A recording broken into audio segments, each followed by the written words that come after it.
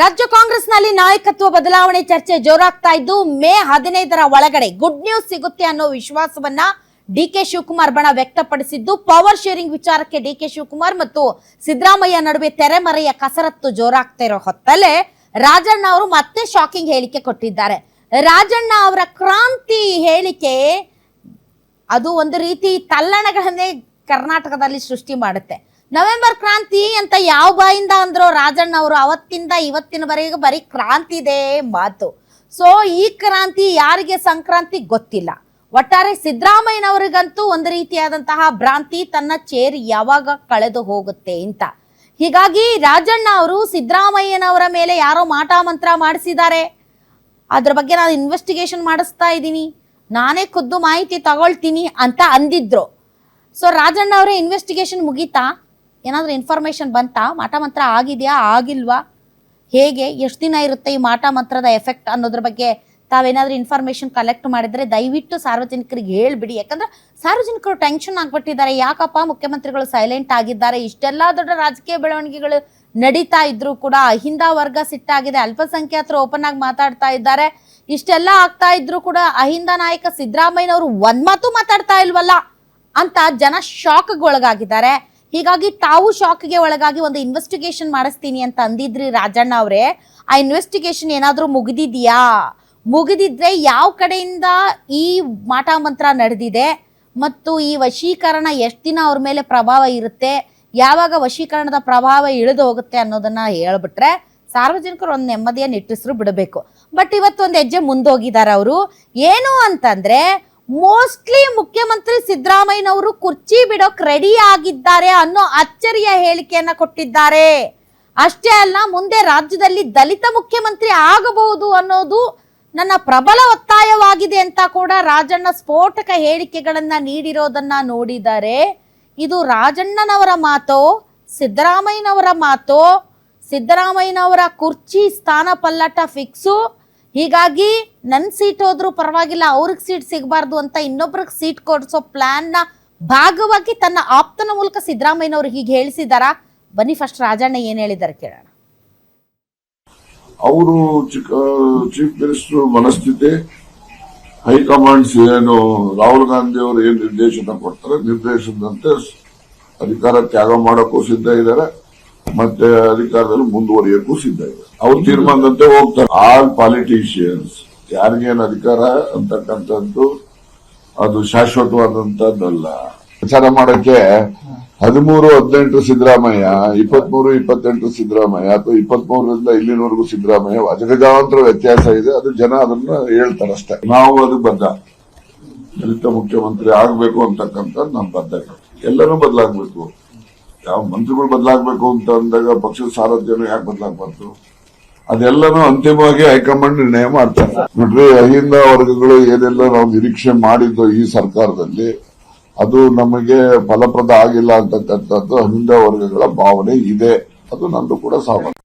ಅವರು chief minister ಮನಸ್ಥಿತಿ, ಹೈಕಮಾಂಡ್ಸ್ ಏನು ರಾಹುಲ್ ಗಾಂಧಿ ಅವರು ಏನ್ ನಿರ್ದೇಶನ ಕೊಡ್ತಾರೆ ನಿರ್ದೇಶನದಂತೆ ಅಧಿಕಾರ ತ್ಯಾಗ ಮಾಡೋಕ್ಕೂ ಸಿದ್ಧ ಇದ್ದಾರೆ, ಮತ್ತೆ ಅಧಿಕಾರದಲ್ಲಿ ಮುಂದುವರಿಯಕ್ಕೂ ಸಿದ್ಧ ಇದೆ. ಅವ್ರ ತೀರ್ಮಾನದಂತೆ ಹೋಗ್ತಾರೆ. ಆಲ್ ಪಾಲಿಟಿಷಿಯನ್ಸ್ ಯಾರಿಗೇನು ಅಧಿಕಾರ ಅಂತಕ್ಕಂಥದ್ದು ಅದು ಶಾಶ್ವತವಾದಂತದ್ದಲ್ಲ.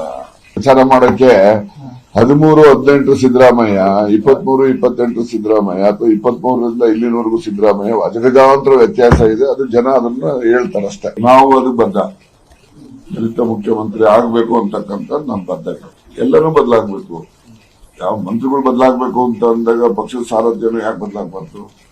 ಅದೆಲ್ಲನೂ ಅಂತಿಮವಾಗಿ ಹೈಕಮಾಂಡ್ ನಿರ್ಣಯ ಮಾಡ್ತಾರೆ. ನೋಡ್ರಿ, ಅಹಿಂದ ವರ್ಗಗಳು ಏನೆಲ್ಲ ನಾವು ನಿರೀಕ್ಷೆ ಮಾಡಿದ್ದು ಈ ಸರ್ಕಾರದಲ್ಲಿ ಅದು ನಮಗೆ ಫಲಪ್ರದ ಆಗಿಲ್ಲ ಅಂತಕ್ಕಂಥದ್ದು ಅಹಿಂದ ವರ್ಗಗಳ ಭಾವನೆ ಇದೆ. ಅದು ನಂದು ಕೂಡ ಸಾಮಾನ್ಯ.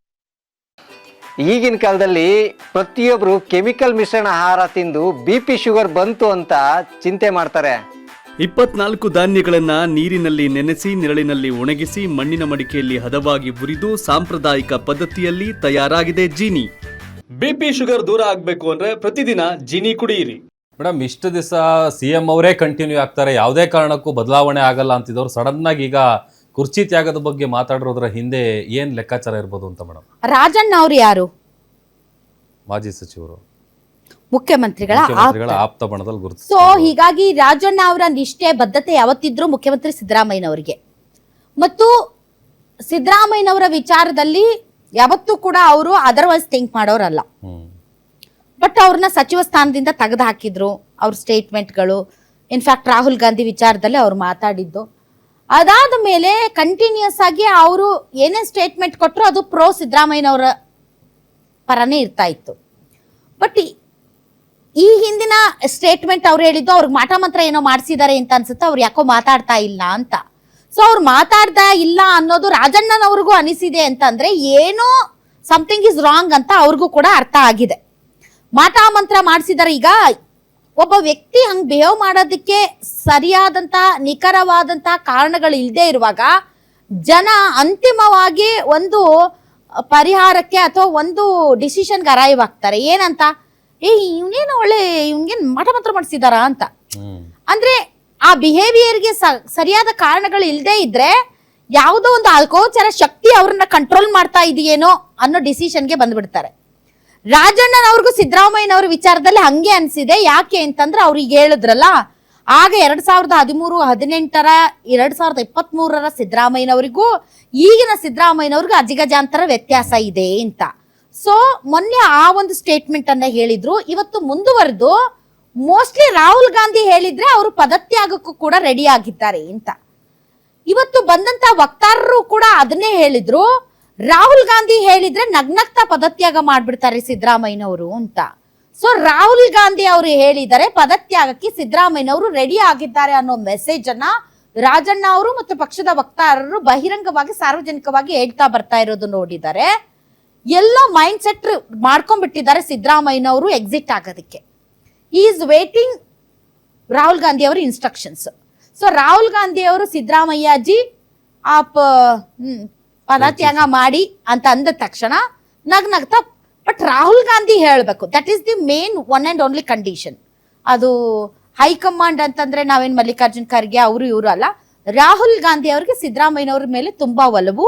ಇಲ್ಲಿಯವರೆಗೆ ಸಿದ್ದರಾಮಯ್ಯನವ್ರು ಕಂಟಿನ್ಯೂ ಆಗ್ತಾ ಇದಾರೆ ಅಂದ್ರೆ it's because of Rahul Gandhi. Because Rahul Gandhi ಅವರಿಗೆ ಒಂದು ಭಯ ಇದೆ, ಸಿದ್ದರಾಮಯ್ಯನವ್ರನ್ನ ಏನಾದ್ರೂ ನಾವು ಸ್ಥಾನದಿಂದ ಕೆಳಗಿಳಿಸಿದರೆ ಅಹಿಂದ ಅಥವಾ ನಮ್ಮ ಕೋರ್ ವೋಟ್ ಬೇಸ್ ಏನಿದೆ ಅದು ಎಲ್ಲಿ ಒಂದ್ ಸ್ವಲ್ಪ ಶಿಫ್ಟ್ ಆಗ್ಬಿಡುತ್ತೋ ಅನ್ನುವಂತ ಭಯ ಅವ್ರಿಗಿರೋದ್ರಿಂದ, ಅಥವಾ ಅನವಶ್ಯಕವಾಗಿ ಸುಮ್ಮನೆ ಗೊಂದಲಗಳನ್ನ ಮೈ ಮೇಲೆ ಹಾಕೊಳ್ಳೋದು ಬೇಡ ಅಂತ ಸಿದ್ದರಾಮಯ್ಯನವರ ಪರವಾಗಿ ರಾಹುಲ್ ಗಾಂಧಿ ಇದ್ದಾರೆ ಅನ್ನೋದು ಎಲ್ಲರಿಗೂ ಗೊತ್ತಿರೋ ವಿಚಾರ. ಸೊ ತಮ್ಮ ಆಪ್ತರ ಮೂಲಕ ಸಿದ್ದರಾಮಯ್ಯನವರು ರಾಹುಲ್ ಗಾಂಧಿ ಹೇಳಿದ್ರೆ ಅಂತ. ಒಂದು ವೇಳೆ ರಾಹುಲ್ ಗಾಂಧಿ ಹೇಳಿದ್ರು ಕೂಡ ಡಿ ಕೆ ಶಿವಕುಮಾರ್ ಮುಖ್ಯಮಂತ್ರಿ ಆಗಬಾರದು, ಅಲ್ಲಿ ದಲಿತ ಮುಖ್ಯಮಂತ್ರಿ ಆಗಬೇಕು ಅನ್ನೋದು ಇವ್ರು ಹಾಕ್ತಾ ಇರುವಂತ ಒಂದು ಚೆಕ್ಮೇಟ್. ಯಾಕೆ ದಲಿತ? ಇವ್ರಿಗಿರೋ ರೋಗನೇ ಅದು ಕಾಂಗ್ರೆಸ್ನವ್ರಿಗೆ. ಯಾವತ್ತೂ ಮುಖ್ಯಮಂತ್ರಿ ಬದಲಾವಣೆ ಅಂತಾರೋ ಅವಾಗ ದಲಿತ ಫ್ಯಾಕ್ಟರ್ನ ತಂದು ನಿಲ್ಲಿಸ್ಬಿಡ್ತಾರೆ. ದಲಿತರು ಮುಖ್ಯಮಂತ್ರಿ ಮಾಡ್ಬೇಕು ಅಂತ. ಅಂದ್ರೆ ಇವ್ರಿಗೆ ದಲಿತ ಮುಖ್ಯಮಂತ್ರಿ ಅನ್ನೋದು ಇವರ ರಾಜಕೀಯ ಹಿತಾಸಕ್ತಿಗೆ ಇರುವಂತಹ ಒಂದು ವಿಷಯ ಅಷ್ಟೇ. ನಿಜಕ್ಕೂ ಇವರಿಗೆ ದಲಿತ ಮುಖ್ಯಮಂತ್ರಿಯನ್ನೇ ಮಾಡಬೇಕು ಅನ್ನುವಂತಹ ಬದ್ಧತೆ ಮತ್ತು ಇಚ್ಛಾಶಕ್ತಿ ಇದ್ದರೆ ಯಾವಾಗ್ಲೂ ಮಾಡ್ಬಿಡ್ತಾ ಇದ್ರು. ಮಲ್ಲಿಕಾರ್ಜುನ್ ಖರ್ಗೆ ಅವ್ರನ್ನೇ ಮಾಡ್ಬಿಡ್ತಾ ಇದ್ರು ಧರ್ಮಸಿಂಗ್ ಬದ್ಲಿ. ಆದರೆ ಅವ್ರಿಗೆ ಇಚ್ಛಾಶಕ್ತಿ ಇಲ್ಲ. ದಲಿತ ಸಿಎಂ ಅನ್ನುವುದು ಕೇವಲ ಒಂದು ಚೆಕ್ಮೇಟ್ ಅಷ್ಟೇ. ಅವ್ರಿಗೆ ಗೊತ್ತು ಈಗ ಆಗಲ್ಲ, ಡಿ ಕೆ ಶಿವಕುಮಾರ್ ಬಿಡಲ್ಲ ಅಂತ. ಬಟ್ ಯಾವಾಗ ಅವ್ರ ಸ್ಥಾನ ಕಳ್ಕೊಳ್ತಾರೆ ಅಂತ ಗೊತ್ತಾಗುತ್ತೋ ಅವಾಗ ದಲಿತ ಸಿಎಂ ಅನ್ನೋದನ್ನ ತಂದು ಮುಂದ್ಗಡೆ ನಿಲ್ಲಿಸ್ಬಿಡ್ತಾರೆ. ದಲಿತರು, ಹಿಂದುಳಿದವರು, ಅಲ್ಪಸಂಖ್ಯಾತರು ನಮ್ಮ ಕೈ ಹಿಡಿದಿದ್ದಾರೆ, ನಮ್ಮ ಅಸ್ಮಿತೆ, ನಮ್ಮ ಕೋರ್ ವೋಟ್ ಬೇಸ್, ಅವ್ರು ನಮ್ಮ ಕೈ ಹಿಡಿದಿರೋದಕ್ಕೆ ನಾವು ಅಧಿಕಾರಕ್ಕೆ ಬಂದಿದ್ದೀವಿ ಅನ್ನೋದು ಯಾವಾಗ ಅವ್ರ ಸ್ಥಾನಕ್ಕೂ ಕುತ್ತು ಬರುತ್ತೋ ಆವಾಗ ಮಾತ್ರ ಅವ್ರಿಗೆ ಜ್ಞಾನೋದಯ ಆಗುತ್ತೆ. ಕೇವಲ ದಲಿತ ಸಿಎಂ ಅನ್ನೋದು ಒಂದು trump card to safeguard his chair ಅಷ್ಟೇ. ಸೊ ಅದನ್ನ ರಾಜಣ್ಣನವರ ಮೂಲಕ ಮುಂದೆ ಇಡ್ತಾ ಇದ್ದಾರೆ ಅಷ್ಟೇ. ಸೊ ರಾಜಣ್ಣ ಅವರಿಗೆ ಡಿ ಕೆ ಶಿವಕುಮಾರ್ ಒಬ್ಬರು ಮುಖ್ಯಮಂತ್ರಿ ಆಗಬೇಕು ಅನ್ನೋ ಆಸೆ ಇದೆಯೋ ಇಲ್ವೋ ಗೊತ್ತಿಲ್ಲ. ಸಿದ್ದರಾಮಯ್ಯನವ್ರು ರೆಡಿ ಇದ್ದಾರೆ, ಬಟ್ ದಲಿತ ಸಿಎಂ ಆಗಬೇಕು ಅನ್ನೋ ಒಂದು ಕಂಡೀಷನ್ ಅನ್ನ ಇಡ್ತಾರೆ ಅನ್ನೋದು ಈಗ ಇವರೆಲ್ಲ ಮಾತಾಡ್ತಾ ಇರೋದ್ರಿಂದ ಗೊತ್ತಾಗ್ತಾ ಇರುವಂತಹ ವಿಷಯ. ಯಾವಾಗ ನಾಯಕತ್ವ ಬದಲಾವಣೆ ಅನ್ನೋ ವಿಚಾರ ಬರುತ್ತೋ ಅವಾಗ 2 ಫ್ಯಾಕ್ಟರ್ ಮುಂದೆ ಬರ್ತಾವೆ. ಒಂದು ದಲಿತ ಸಿಎಂ, ಇನ್ನೊಂದು ಅಹಿಂದ. ಅವೆರಡು ಫ್ಯಾಕ್ಟರ್ ಮುಂದೆ ಬರ್ತವೆ. ಆ ಒಂದು ಸ್ಥಾನ ಪಲ್ಲಟದ ವಿಷಯ ಇಲ್ಲ ಅಂತ ಅಂದ್ರೆ ಕೇರ್ಲೆಸ್. ಅವ್ರು ಇದ್ದಾರೆ ಅಂತಾನು ಕೇರ್ ಮಾಡಲ್ಲ, ಅವ್ರು ಇಲ್ಲ ಅಂತಾನು ಕೇರ್ ಮಾಡೋದಿಲ್ಲ, ಅವ್ರ ಬಗ್ಗೆ ಯಾವುದೇ ಆಸೆ ಆಸಕ್ತಿನೂ ಇರೋದಿಲ್ಲ. ಕೇವಲ ಒಂದು ಟ್ರಂಪ್ ಕಾರ್ಡ್ ಅಷ್ಟೇ. ಸೊ ಅದನ್ನೇ ಇವತ್ತು ರಾಜಣ್ಣ ಅವರು ಹೇಳಿದ್ದಾರೆ. ಸಿದ್ದರಾಮಯ್ಯನವರು ಮೋಸ್ಟ್ಲಿ ಮಾನಸಿಕವಾಗಿ ರೆಡಿ ಆಗಿದ್ದಾರೆ ಅಂತ ಅನ್ಸುತ್ತೆ. ರಾಹುಲ್ ಗಾಂಧಿ ಅವರು ಇಲ್ಲಪ್ಪ ನೀವು ಹೋಗಿ ಅಂತಂದ್ರೆ ಹೋಗೋದಕ್ಕೆ ರೆಡಿ ಆಗಿದ್ದಾರೆ. ಬಟ್ ಒಬ್ಬ ದಲಿತ ನಾಯಕನನ್ನ ಮುಖ್ಯಮಂತ್ರಿ ಮಾಡಿ ಅಥವಾ ಮಾಡಿದ್ರೆ ಬೆಟರ್ ಅನ್ನುವಂಥ ಚೆಕ್ಮೇಟ್ ಇಟ್ಟು ಹೋಗೋದಕ್ಕೆ ವೇದಿಕೆ ಸಿದ್ಧ ಮಾಡ್ಕೊಳ್ತಾ ಇದ್ದಾರೆ. ಅದನ್ನೇ ರಾಜಣ್ಣ ಅವರು ಕೂಡ ಹೇಳಿದ್ದಾರೆ. ಬಟ್ ನೋಡಿ, ರಾಜಣ್ಣ ಅವ್ರು ಏನೇನು ಹೇಳಿದ್ದಾರೆ ಅದೆಲ್ಲ ಆಗ್ತಾ ಬಂದಿದೆ. ಅವ್ರು ನವೆಂಬರ್ ಕ್ರಾಂತಿ ಅಂತಂದ್ರು, ಈಗ ಮೇ ಕ್ರಾಂತಿ ಅಂತಿದ್ದಾರೆ. ಸಿದ್ದರಾಮಯ್ಯನವರು ಮಾನಸಿಕವಾಗಿ ರೆಡಿ ಆಗಿದ್ದಾರೆ ಪದತ್ಯಾಗಕ್ಕೆ ಅಂತಿದ್ದಾರೆ. ದಲಿತ CM ಅಂತ ಇದ್ದಾರೆ. ಸೊ ಇವೆಲ್ಲವೂ ಕೂಡ ರಾಜಣ್ಣ ಅವ್ರು ಏನೇನು ಹೇಳ್ತಾರೋ ಅದೆಲ್ಲ ಸಿದ್ದರಾಮಯ್ಯನವರ ಪಾಳ್ಯದಲ್ಲಿ ಆಗ್ತಾ ಇರುವಂತ ಬೆಳವಣಿಗೆಗಳಷ್ಟೇ.